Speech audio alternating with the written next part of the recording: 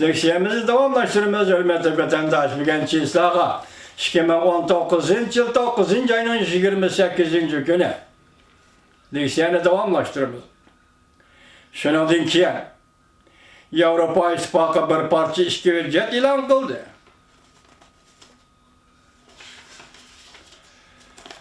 Avrupa İttifaqı Şinjan to'g'risida, kishilik huquq to'g'risida ikki parcha hujjat e'lon qildi va dediki, Avrupa İttifaqıning Şinjandagi kishilik huquq ahvoli chunqur ko'ngil bo'ladiganligini bildirdi. Jumladan keng ko'lamda nazarband qilish, siyosatda tarbiyalash, dini e'tiqod taraflarda Uyg'urlarni xitoylashtirish, balki Avrupa İttifaqı bunday tadbirlarning Jungoda yana boshqa rayonlarda o'ltiraqlashgan musulmonlarga ishlatilishidan ansirdi. Bu qatimqi ziyorat bunday andishadan qutulolmadi. To'g'ri ansirabsizlar, Avrupa İttifaqı tunigillardan hozir Nemsha Xuizu avtonom rayonida bu tadbirlarni yo'lga qo'ydi.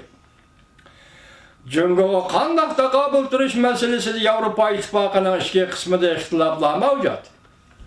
Birlikcha hosil qilolmayotdi. Fransiya rahbarlari bilan Germaniya rahbarlari Şinjan masalasida jimig'orlikni saqlab keldi. Fransiya rahbarlari bilan Germaniya rahbarlari Şinjan masalasida jimig'orlikni saqlab keldi. Qani da'vogarlarsizlar, oy. Undaq qilib o'tdik, bundaq qilib o'tdik. Voy Bruselga bordik. Voy Germaniya parlamentiga kirdik. Qani sizlar, ey da'vogarlar, ey taranchilar.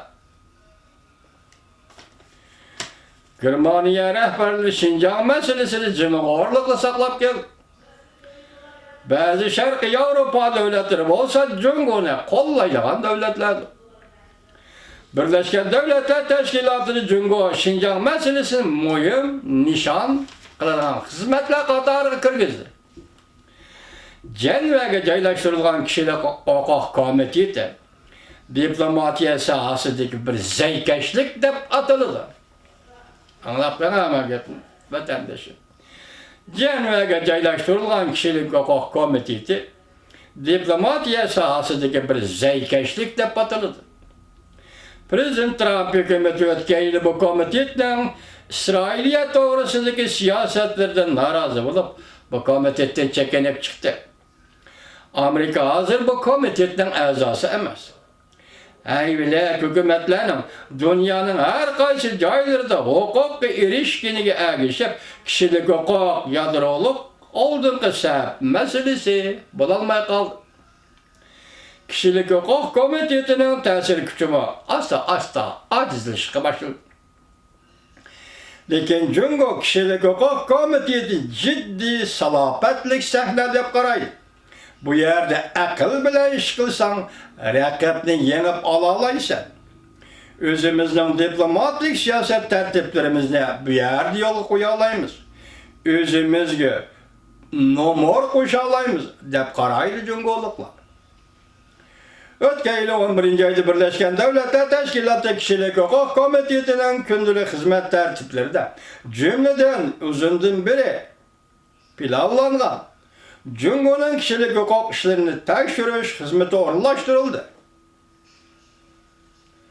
Shu vaqtda Jungoning Uyg'urlarni nazarband qilishi dunyoning diqqatini qo'zg'ayotgan bir chog' edi.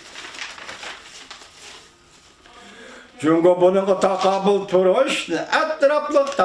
turish uchun atrofli tayyorlik qildi. Jungo Tashqi ishlar ministrligining muavin ministri Zhang Yi 60 nafar jungolikdan boshlab vakillar ummiga tashkillab Shveysariyaga uchib keldi.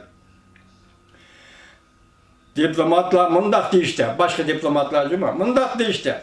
Bundaq zo'r ko'lamli umak, bu umak a'zolarining hech qaysi diplomat emas.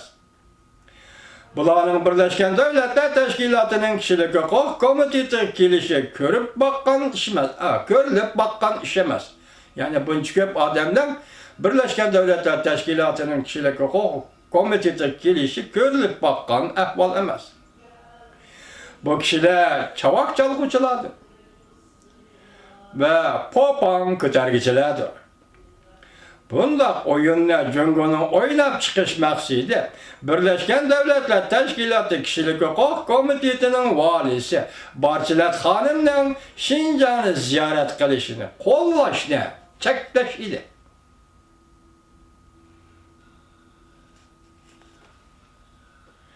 Yig'inda Jungo'ning bayonoti oxirlashgandan keyin 120 davlat Jungo'ning kishilik huquq ahvoli aktiv bahoda o'tkazishdi.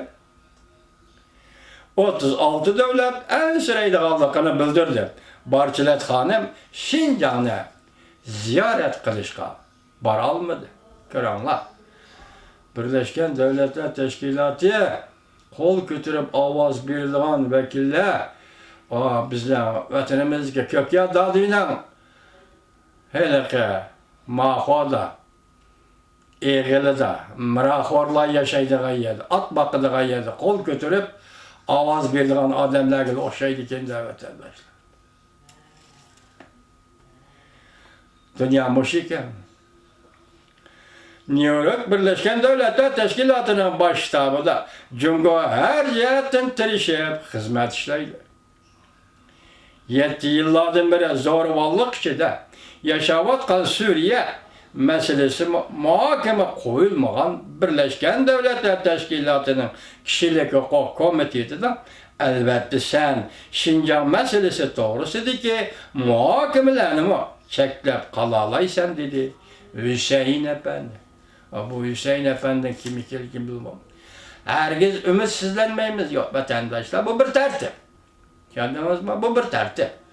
Demek sizin isminiz çıktı, dünyaya çıktı, halkaralaştı, kanda halkaralaştı, nezarband kılıngan Uygurlar.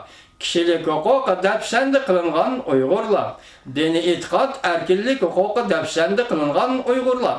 Hazır ademi muameleden yiraklaşıp, hatta bular vahşilik, insan kalbinden çıkan vahşilik bilen muamele kılavatkan Jungo hükümeti ve şundak muamele uçuravatkan Uygurlar bu mesele vattırgı çıktı, dünyaya çıktı, halkara sahneye çıktı vatandaşlar. Siz şunu bilin ki, hareket,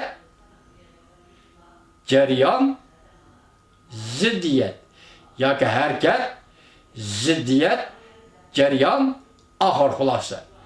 Dünyanın ve hayatlıkның kanunidir. Siz şu cereyanına dikkat kılsanız bu. Bugün sizge istaşlık kılılır. Eğer sizge qopanlık kılılır. Bugün menfaatini közleydi bu tarafka akıdı. Eğer menfaatini közleydi o tarafka akıdı.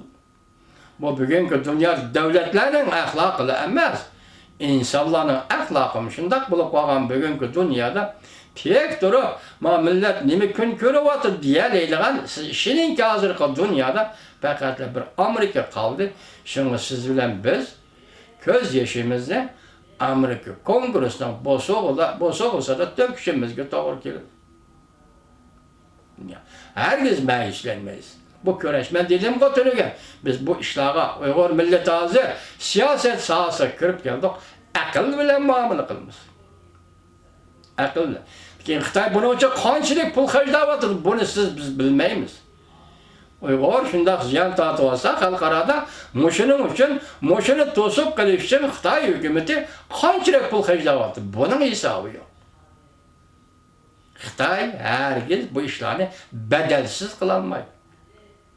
Yani biz keyinki vaqtlarga, bundan keyinki vaqtlarga Jungo'ni hozir tutayotgan o'rni, Şanganda bo'layotgan ishlarni qanday bir taraf qilish, Amerika Qo'shma Shtatlarga o'tib berilayotgan savdo suhbati va buni qanday bir taraf qilish, hozirgi Jungo'ning iqtisodi mana bugun pulga qaraydigan yillar bugungi programmamizda shunday dedi, 80 milyon odam ishsiz qoldi. Şundak dedi hazır Jungo'da göç bahası örlep gitti dedi.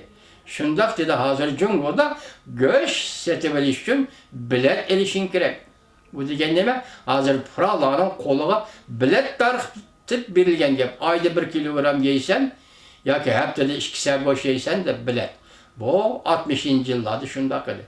Çünkü hazır ben tünügen dedim ki, 5 kapalet ailesi kır dedi. 5 kapalet aile kır dedi.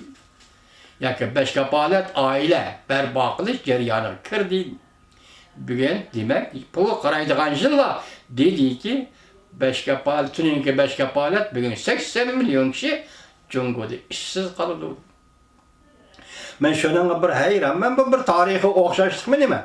Rusya sabık Sovyetler yemirliş devre kirgendi, iş avval bazardan başlandı.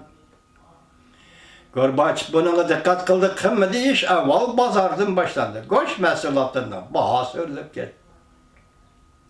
Şunun bilen bu ot, Rusya'nın özgürlüğü tutaşkan ot, şu bazardan başlandı. Bugün xuddi şunun okşaş, hazır Cungo'da hem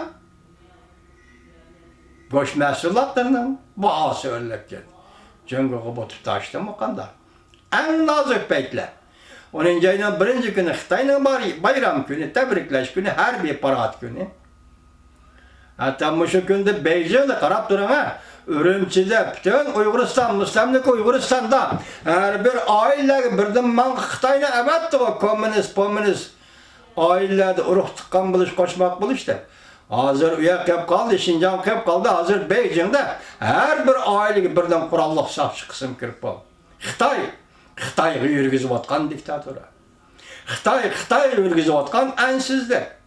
Bayramını ötküzerlendim yok. Bugün 2-3 parça haber geldi azı YouTube'da, Torbiyet'de, Going taraftan ne mi dedi? Jiang Zemin ve Jorongji şundak dedi. Cungo'da intihar zor, vaka 101 dedi.